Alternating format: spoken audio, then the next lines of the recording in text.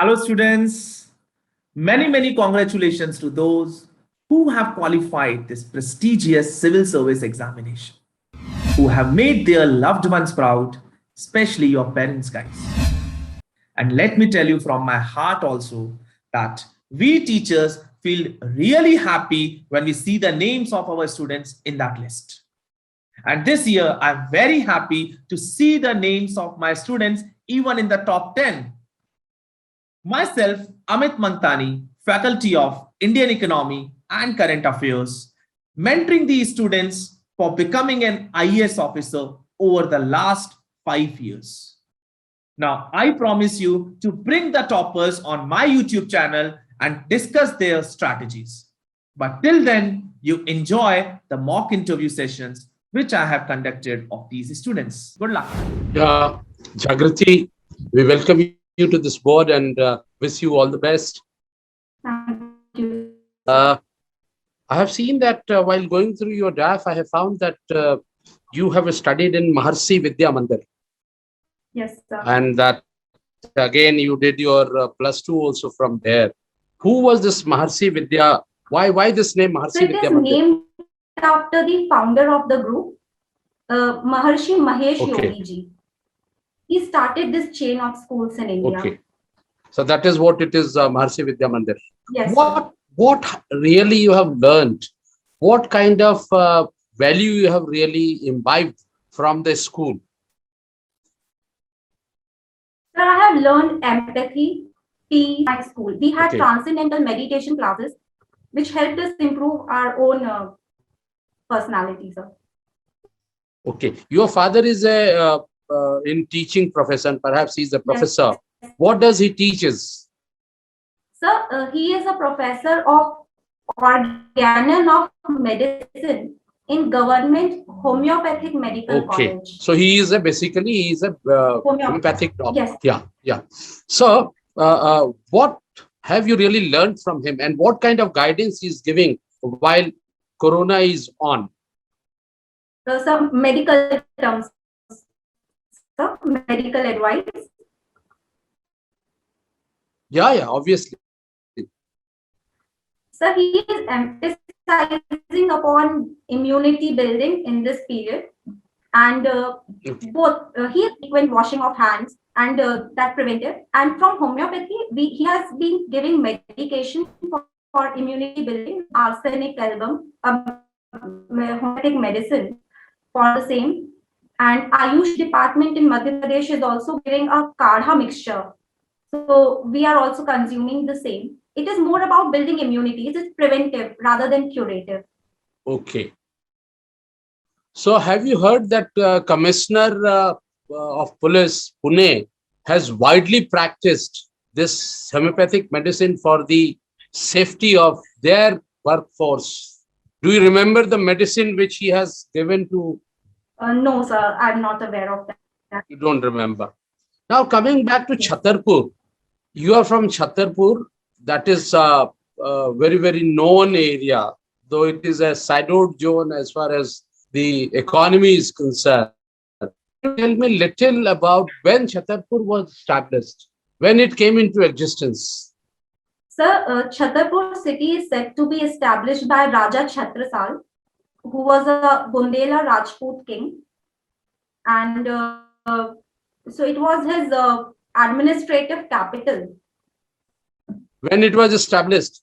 I do not remember the year. Okay. Sir. It was Do you, yeah, please go ahead. he was the contemporary of Baji Rao because his daughter was Mastani.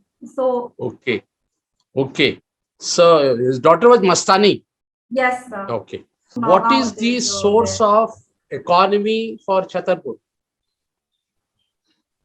So around Chhatarpur, there are the rural areas depend on agriculture and farming, and in Chhatarpur specifically, there is a service industries there, transportation industry is well established because a lot of Bundelkhand transport for agriculture takes place through that region,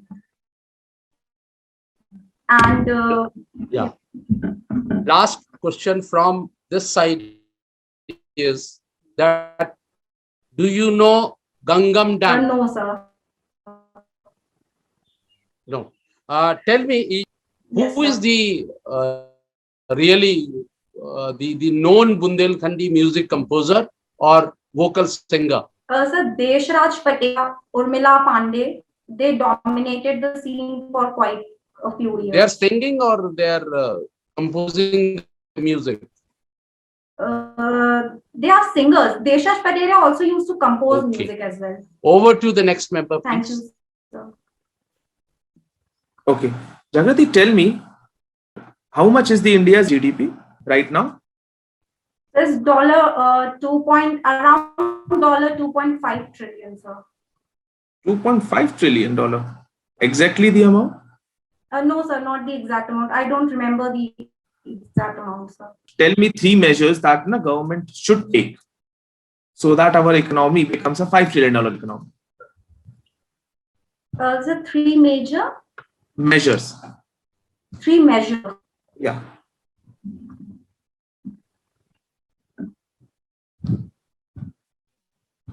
We will have to focus on sectors of comparative advantage that is the labor intensive sectors. The electronics market can be capitalized because companies are moving out of China. So through proper labor reforms, through active land acquisition measures and proper regulatory measures like granting contracts and licenses, we can invite these factories here. They are labor intensive in nature.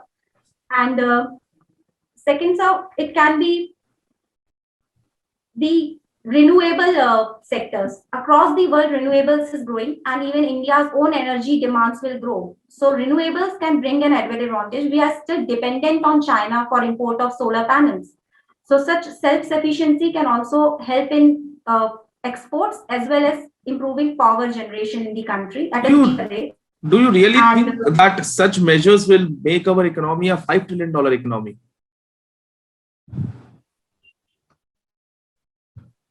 So over time, if we can, these measures will help in the manufacturing competitiveness of the country. And this will help us bring even more foreign countries into India for investment and manufacturing. So I think it will help ultimately in a $5 trillion economy. And also, sir, labor reforms should be undertaken. Reskilling the labor is important. Now, so labor reforms you are talking about, then what you know that recently 4 labor codes were merged. Government came up with 4 labor codes.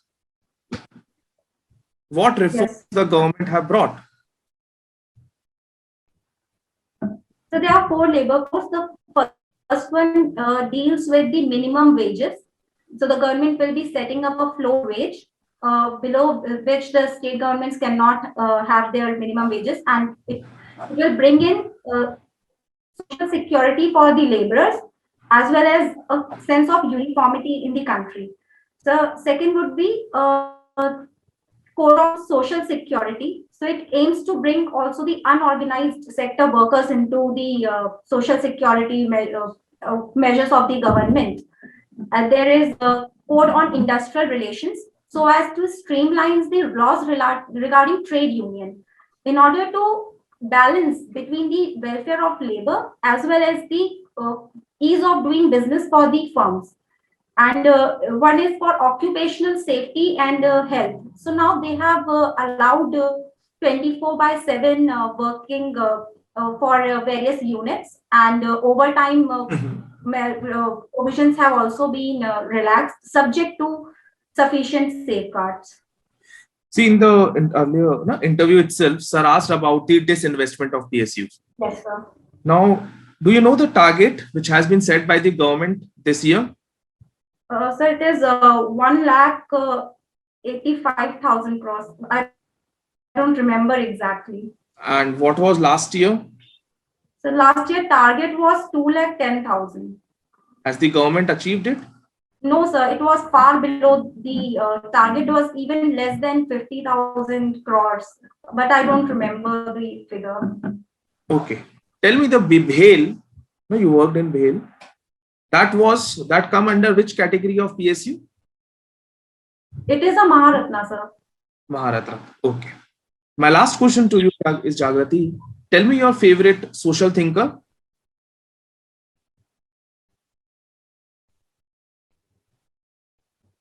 Uh,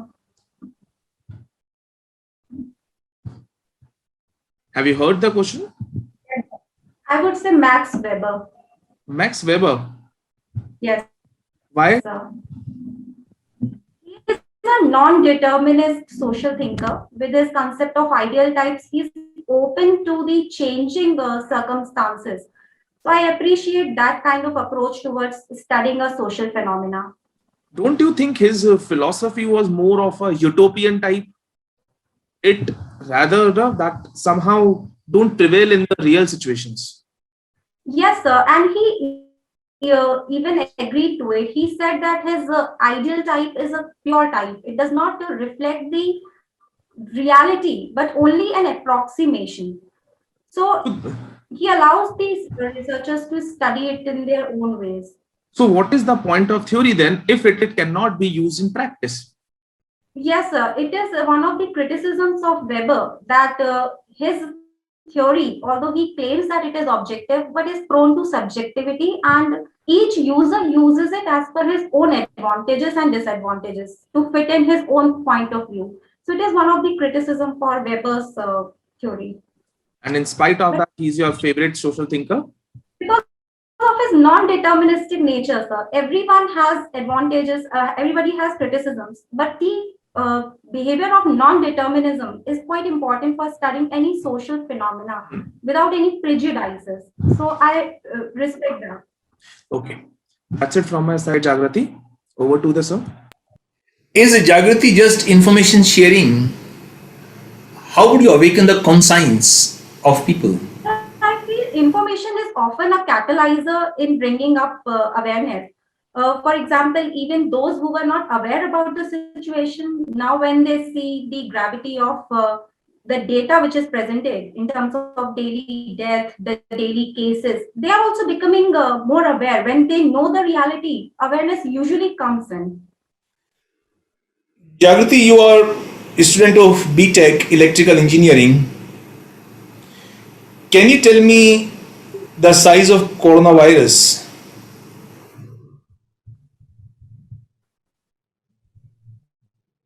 I'm not aware of that. So must be in nanoscale, but I'm not. Okay. Can you explain me the difference between traditional lithium ion battery and the new technique of hydrogen fuel cell system? So the lithium ion battery just helps in the separation of charges using a dielectric. As we have in our normal batteries, so through driving that electric field, they are rechargeable. So whenever we have an electric field across, the lithium charge, that electrons move and the charges are separated. In a hydrogen fuel cell, we have an electrolyte whereby the process of hydrolysis, where we separate the water into H2 and O2, that helps in driving the electrons within the cell. So this is the basic difference, and we have gaseous material involved, while lithium batteries are essentially solid. Okay. Power consumption per capita is often taken as one of the indicators of development. Can you tell me 5 areas where power consumption per capita can be taken as indication of advancement or development of a nation or society?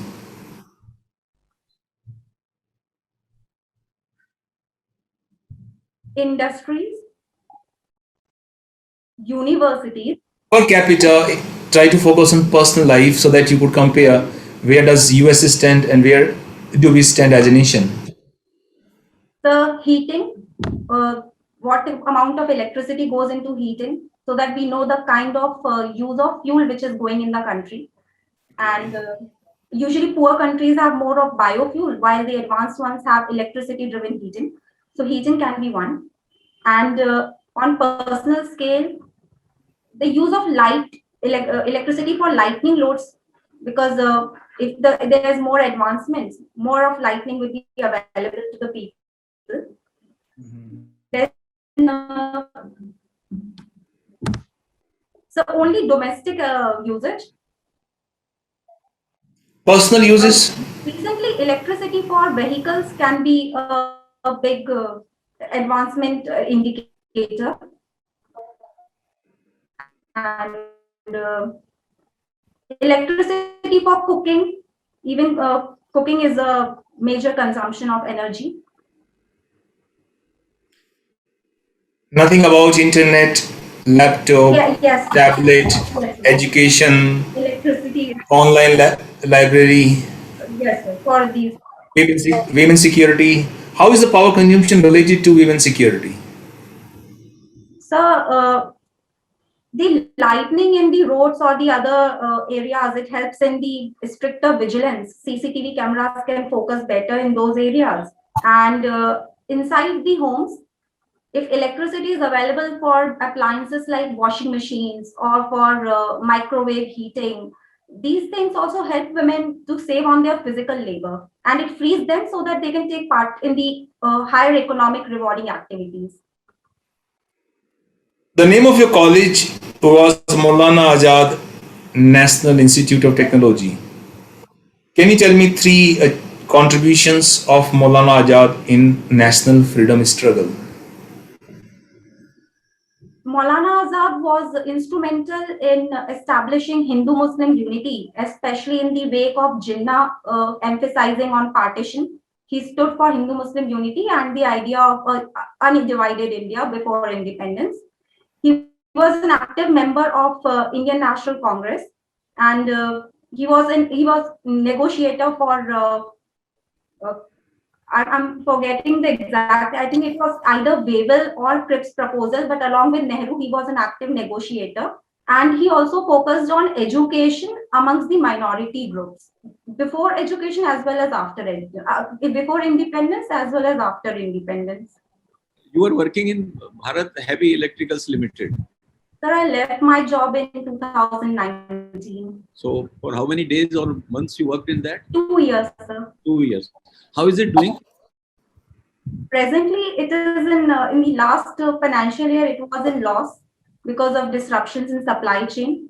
And even on a as a larger view of the situation, it is now struggling to be very competitive in the market because new competitors have come up in the private sector, and diversification is taking place. They have started diversifying their products and markets. So it is reforming itself. For 3 or 4 years ago, it was doing very well. Sir, can you please repeat? For three or 4 years ago, it was doing very well. Yes, sir. What happened to this public sector that it started doing badly? The particular concern in BHEL started coming up after 2015 when Paris Agreement was signed. BHEL specializes in thermal equipments, and when after Paris Agreement, the focus shifted towards renewables.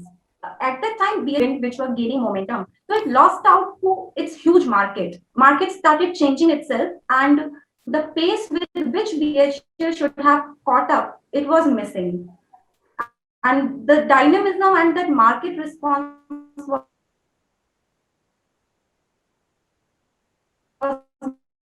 missing. So it missed out on the newer market opportunities.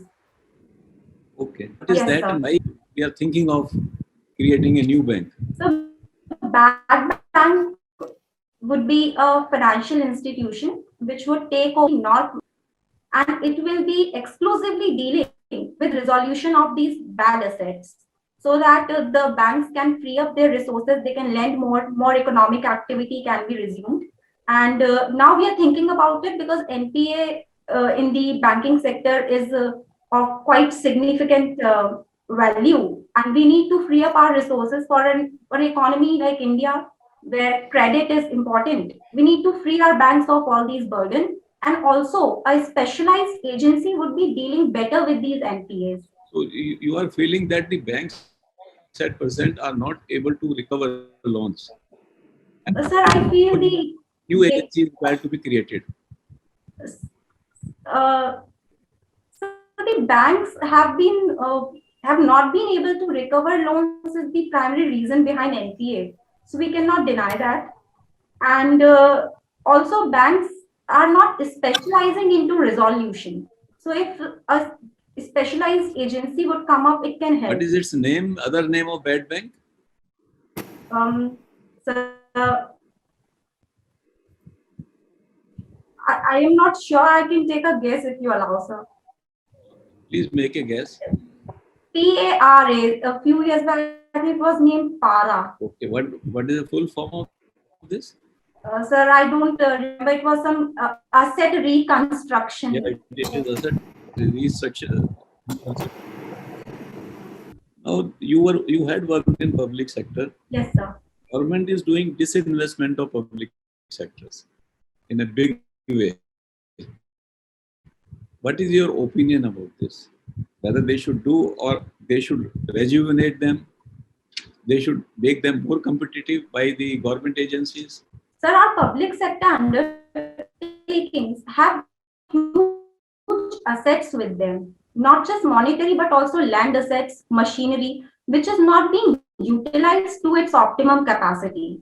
If we can bring in private sectors who help us improve the use and rate of return on these investments, privatization can be done. So you feel that the public sector or public servants are not as efficient as the private people?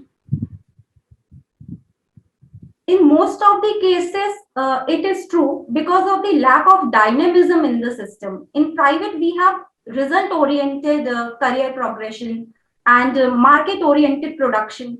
But in public sector, as far as I have observed in BHEL itself, the market responses are not as dynamic as they need to be, and career progression is also not based on output, but on lagging in the system itself. We get the best people in the beginning in the government sector.